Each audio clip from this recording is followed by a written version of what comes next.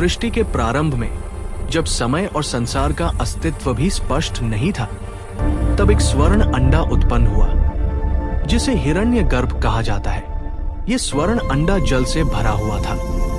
इस जल के बाहर था तेजस अर्थात दिव्य प्रकाश और ऊर्जा। तेजस के चारों ओर था वायु, जीवन देने वाली शक्ति, और इन सब के बाहर था आकाश, अनंत विस्तार। इन्हीं तत्वों से ब्रह्मा का प्राकट्य हुआ जो सृष्टि के रचयिता है।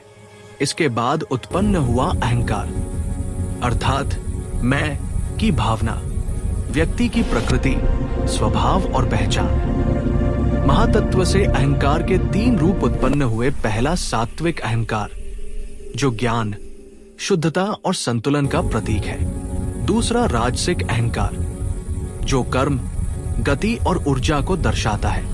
तीसरा तामसिक अहंकार, जो जड़ता, अज्ञान और भौतिकता का प्रतीक है। इन तीनों को मिलाकर कहा जाता है त्रिगुण। इन त्रिगुणों से उत्पन्न हुए 5 ज्ञानेंद्रिया और 5 कर्मेंद्रिया, साथ ही सृष्टि में आए 5 महाभूत, पृथ्वी, जल, अग्नि, वायु और आकाश। इनसे जुड़े 5 सूक्ष्म तत्व भी बने, शब्द, स्पर्श, रूप, रस और गंध।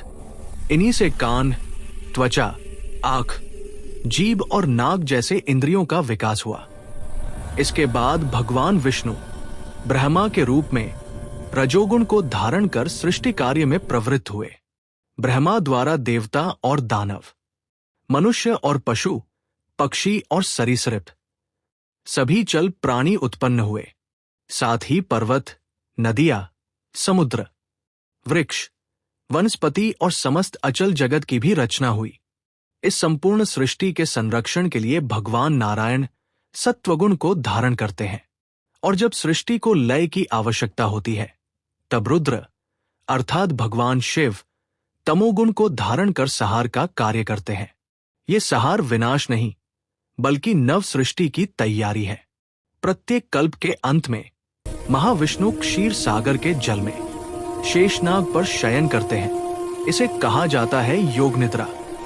इस दिव्य निद्रा के पश्चात फिर से ब्रह्मा, विष्णु और महेश प्रकट होते हैं और सृष्टि का चक्र पुनः आरंभ हो जाता है। इस प्रकार भगवान जनार्दन, जो अविनाशी और सनातन परमात्मा है, निरंतर 3 कार्य करते रहते हैं: सृष्टि, रचना, पालन, संरक्षण, संहार, लय।